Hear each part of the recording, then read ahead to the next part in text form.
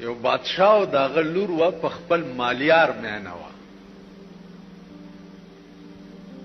مالیار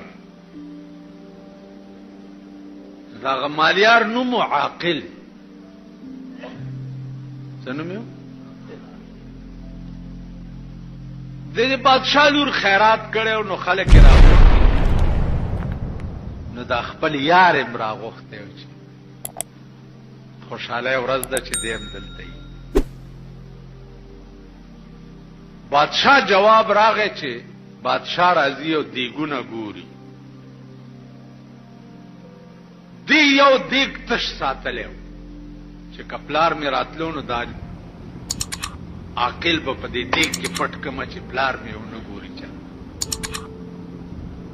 چې جواب راغی چې بادشاہ راځي، دی هغه عاقل زر په دیګ کې کېنولو او پاسې په خانه کېښو، وړی ته تاو کړه سرې والا باد. بادشاہ چې راغی نو داسې ګوري چې دې ټولو دیګونو لاندې اور بلیږي، دا یو دیګ څنګه بے اوره دی. د بادشاہ دی عقل ته ګوره. نه زمونږ غوندې بادشاهان نه، دا خریټیان میټیان. بادشاہ دی ته وایي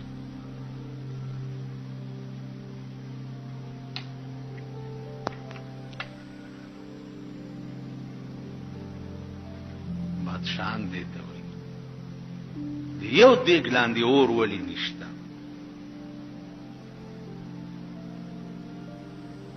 بوش چې دې کې څه چل.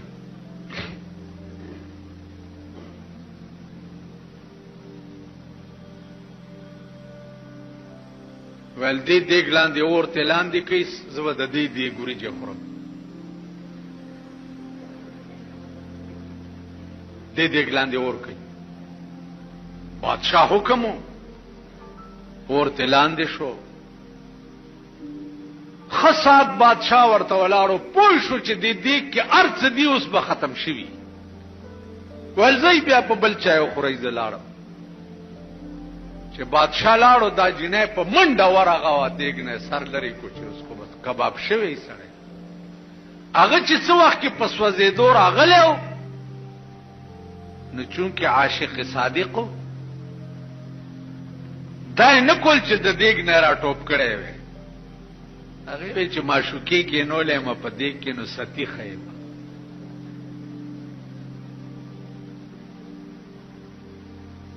ستاسو غوندې نو چې چا لپاره جلوس وباسي او پکې پټاخه خلاص شي، خپلې منډې م لیدلې دي بیا.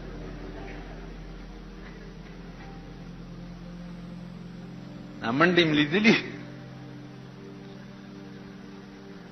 مونږ سره یو ملګری یو ځلې جلوس کې و، ما ته وی چې په ګورنمنت هاوس ورځو. هلکه په آرام کېنه، دا پولیس ته ګورنمنت هاوس ته نه پرېږدي. ما ته وی چې جانیا تو ډر نه، ته یریږي، من ورځپې. چې ورځپې هلته هغه سپي ما ته وکته، چې ما ته وکته ما ورته اشاره وکړه، معلوم ده نه یو غرب وباسه. او چې یو سپی ته په دولاسي هغه باڼس ورته راواچولو چې غرب بېر. زمونږ ملګری دی هم ډېر غټ، چې غرب بېر شو، داسې د چنډه غوندې خپې اسمان ته ونیوي او په انکو کې وایي چې یا الله میرے بچے تیرے حوالے میں تا غرق ہو گئی ہیں. بچی مې خدای ستا په حواله دي، زه خو لاړم.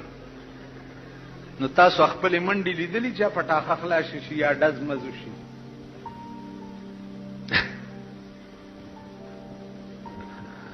ذکر درته هم چې چغې ډېرې مو وهئ، ما د ایمان په رڼا پېژندلي.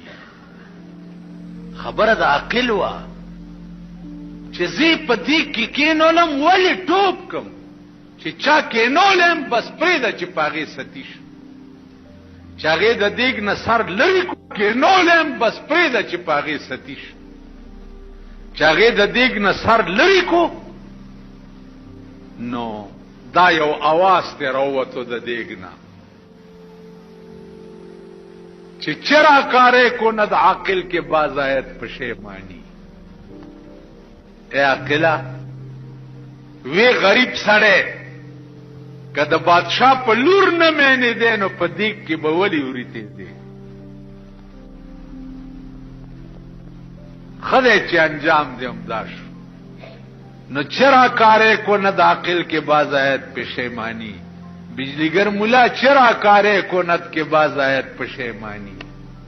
هغه کار ولی کې چې بیا رستو پخ پیمانه وړاندې نه لګ سوچ کا وکړه، وړاندې نه لګ فکر کا وکړه، وړاندې نه د پیغمبر فرامینو ته سوچ کوا. اتقوا مواضع التهم، پیغمبر وی د تهمت د زینب هم ځان بچ ساتي. اوس تاسو په ایمان وای چې تاسو په کابل کې ما د بایسکوپ په خوله کې وګورئ، دا یقین به وکړي چې دینه دته بایسکوپ ته چری به نه کوي. کزم د جوارګرو په پړ کې ناس تولیدم والله کې او منی چې د جواری نه دا کړي وای بچ کړي. کزم د ډمې سره ناس تولیدم والله که یقینو کوي چې د بد فعل نه دی وای بچ دی ډمې سره څه کول چې ناس.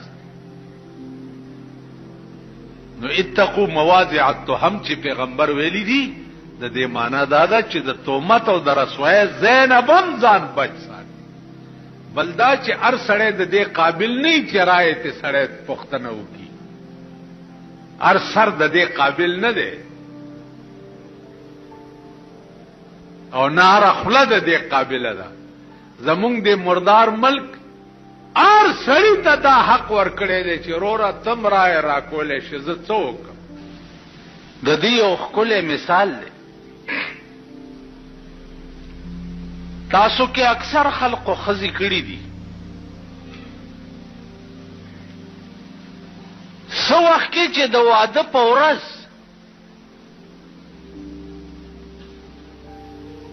تاسو نکاح تړلې کېده، ملام راوستو، ګوان لاړو، خزینه واک راوړو، یو پکې وکیل شو، دو ګوان شو. امولا هغه وخت کې څه وایي؟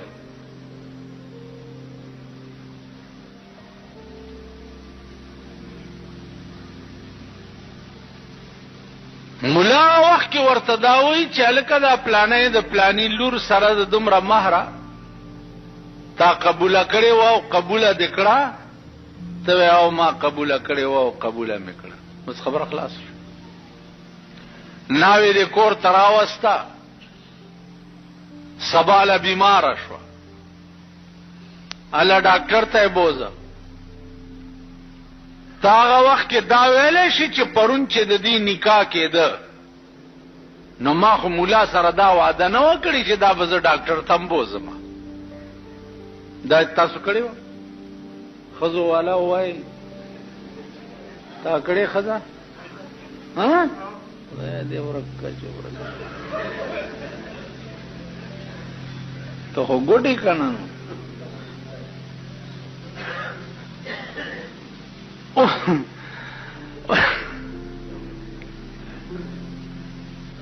اوس ته دا ویلی شي چې ما هغه وخت کې دا خو نه وویلي چې ښځه مې بیماره شي، خو ما ویل چې قبوله کړې مې ده. د ډاکټر ذمواري خو یې ما نه واغست. یا دا ښځه وویل چې ما ته جامې پکار دي، ته دا ویلی شي چې بهی ما د جامو ذمواري نه واغست. دا ښځه وویل چې ما له ځان له کور ونیسه، ته دا ویلی شي چې ما د کور وعده خو نه وه کړې. دا ښځه وویل چې ورشه سیر غوښه راوړه، دوه سیره ټیپر راوړه، ته دا ویلی شي چې ما خو غوښه او ټیپر پکې نه دا ویلی شي که نه؟ د دغه یو ټکي د قبول سره د دې ښځې ټول لوازمات چې دي هغه ستا په سر انبار شو که نه؟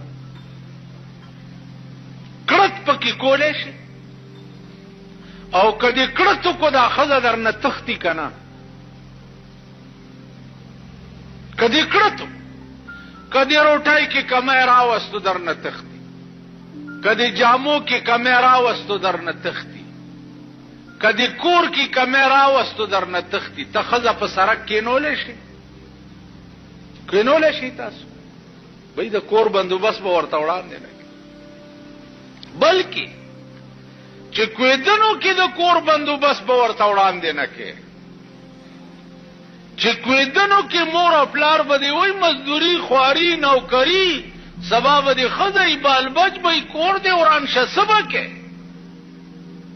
نو 2-3 کاله مخکې ورته اول ژوند جوړې نو هغې نه رستو بیا قبوله کړي. نو آمنا چې دی ما ایمان راوړی دی او زه مسلمان یم، نو د اسلام ټول مقتضیات ستا په سر انبار شو.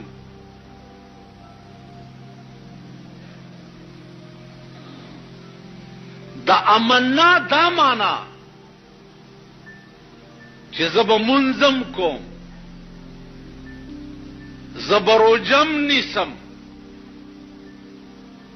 که پیسې راغی زه به حجم کوم، که پیسې راغی زه به زکاتم ورکوم. امنا دا معنا چې زه به پردی مالم نه خورم، زه به حرامم نه کوم.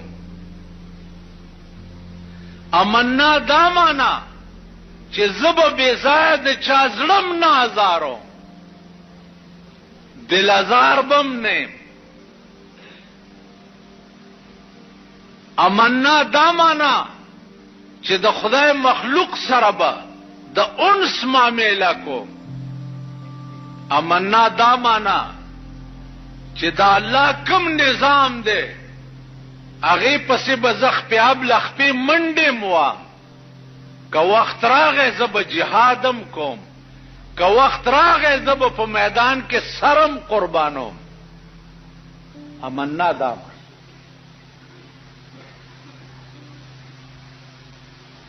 نن امنا ټول ملک کړي دي.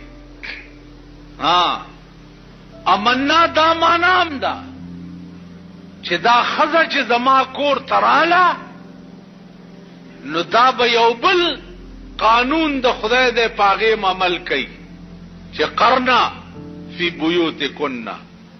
دا ښځه به دې په کور کې کینولي، نوکری به نه. نن ډېر خړوسان وګورئ